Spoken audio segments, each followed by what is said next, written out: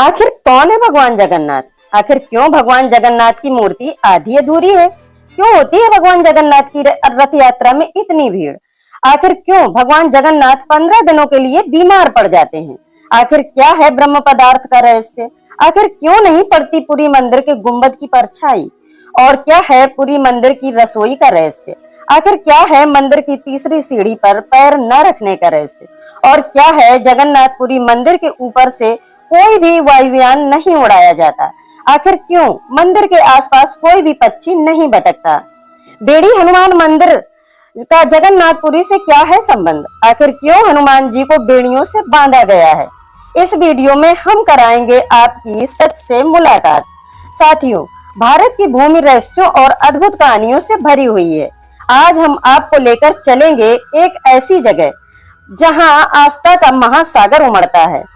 यह वह स्थान है जहां लोगों का मन श्रद्धा से भर जाता है। जी हाँ, हम बात कर रहे हैं पुरी के जगन्नाथ मंदिर की, जो करोड़ों से श्रद्धालुओं के विश्वास का केंद्र है और रहस्यों का महल भी। यहाँ बार बार ऐसी घटनाएं होती हैं जो वैज्ञानिकों को भी अचरज में डाल देती हैं। पुरी का जगन्नाथ मंदिर हिंदू धर्म के चारों धामों में से एक है। यहाँ की रहस्यमयी घटनाएं देश और विदेश के करोड़ों श्रद्धालुओं को आकर्षित करती हैं। यहाँ हर साल 1 करोड़ से अधिक भक्त भगवान जगन्नाथ के दर्शन के लिए आते हैं। इस मंदिर में भगवान जगन्नाथ की पूजा होती है, जिन्हें भगवान विष्णु का ही एक रूप माना जाता है। भगवान जगन्नाथ को इस मंदिर में उनके भाई बलभद्र और बहन सुभद्रा के साथ पूजा जाता है। इस मंदिर के इतिहास में बहुत से अनसुलझे रहस्य छुपे हैं, जो सदियों से लोगों को अचंभित करते आ रहे हैं। क्या आप जानते हैं कि इस मंदिर का ध्वज हमेशा हवा के विपरीत दिशा में लहराता है, चाहे मौसम कैसा भी हो? और यही नहीं, इस मंदिर के शिखर पर स्थित सुदर्शन चक्र को आप किसी भी दिशा से देखें, ऐसा प्रतीत होगा कि वह आपकी ओर ही देख रहा है। वैसे कुछ लोग पुरी मंदिर के ध्वज के विपरीत दिशा में उड़ने वाली बात पर यकीन नहीं करते, लेकिन आज हम आपको इस वीडियो में पुरी मंदिर के ध्वज के विपरीत दिशा में उड़ने का प्रूफ देने जा रहे हैं, जिसे चाह कर भी आप झुठला नहीं सकते।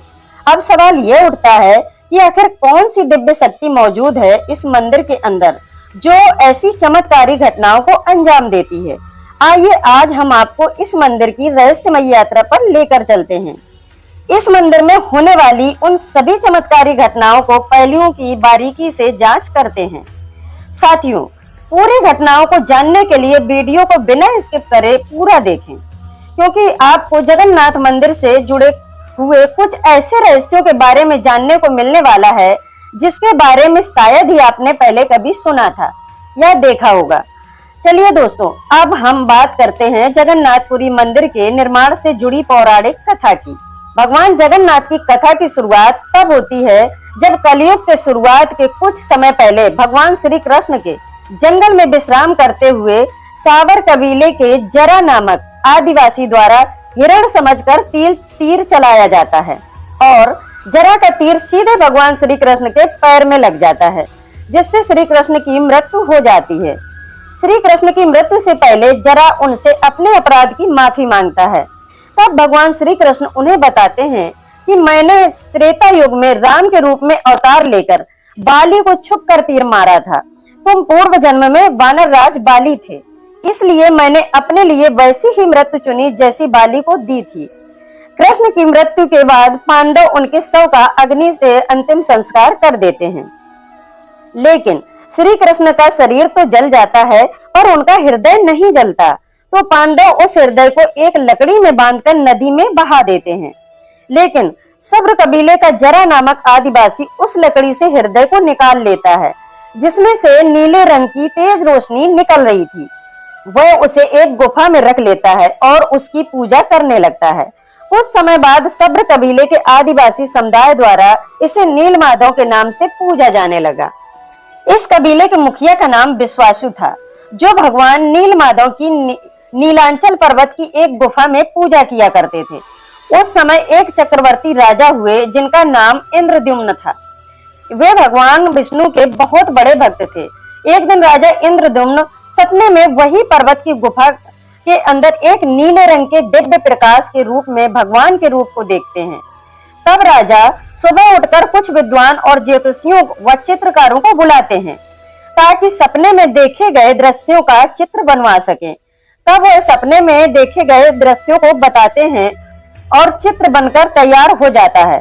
तब उन विद्वानों में से एक विद्वान राजा को बताता है कि इस जगह पर एक सुंदर पानी का सरोवर है और एक पवित्र गुफा भी मौजूद है जिसे नीलांचल पर्वत के अंदर माना जाता है, पर इसे पुराणों में पढ़ा है। यह है कहाँ, इसकी मुझे कोई जानकारी नहीं है। आपका इस तरह का स्वप्न आना भगवान की कोई लीला भी हो सकती है। फिर भी राजा ने नीलांचल पर्वत और उस गुफा को खोजने के लिए भेज दिया। इधर राजा को एक और सपना आता है जिसमें वह समुद्र की लहरों को देखता है और किनारे पर मंदिर को देखता है। तो राजा को यह समझ आ जाता है कि भगवान क्या चाहते हैं।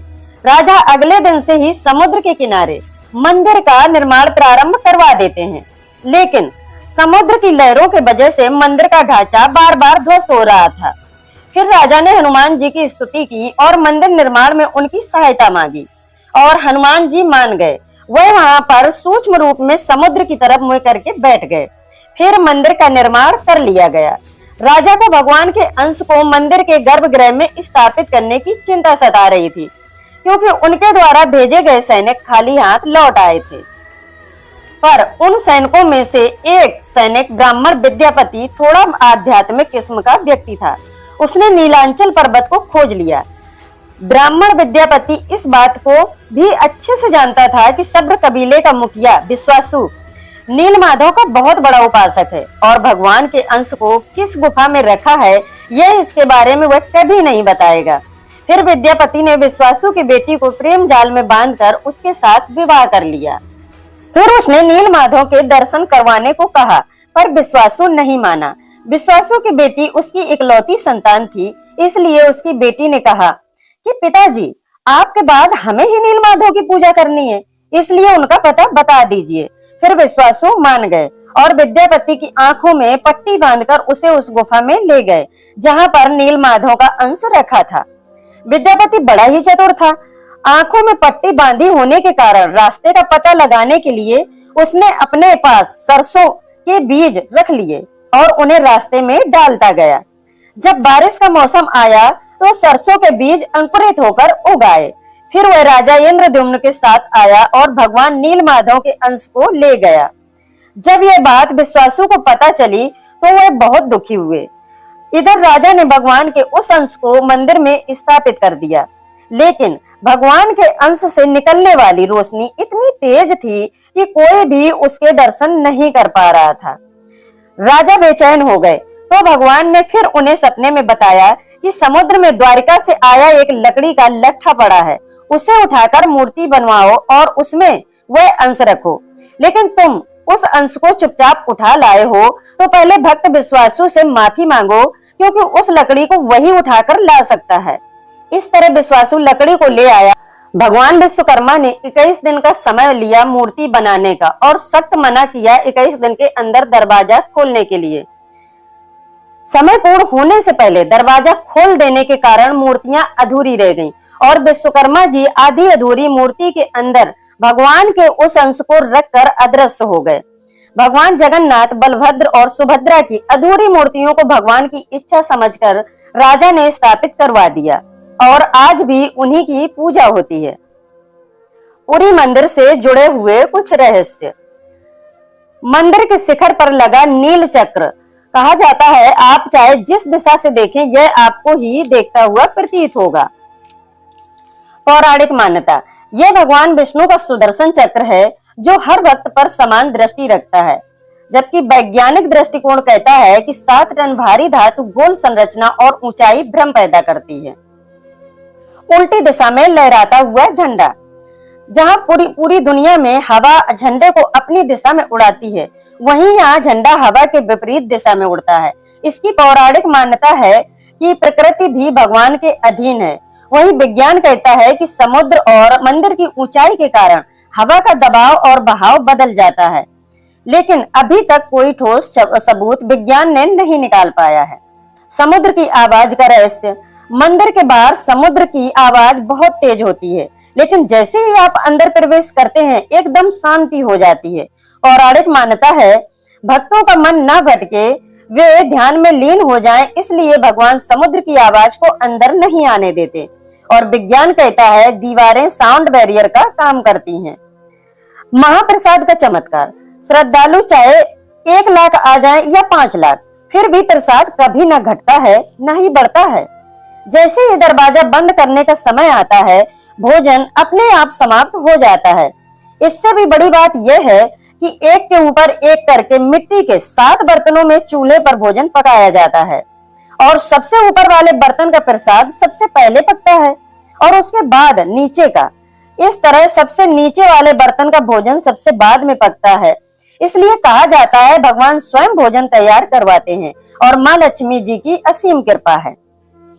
वैज्ञानिक दृष्टिकोण कहता है परफेक्ट अनुभव और हीट मैनेजमेंट से ऐसा हो सकता है। 9 कलेवर, भगवान का शरीर बदलना। कहते हैं मूर्ति के अंदर जो भगवान का हृदय है या अंश है उसे ब्रह्म पदार्थ के नाम से भी जाना जाता है।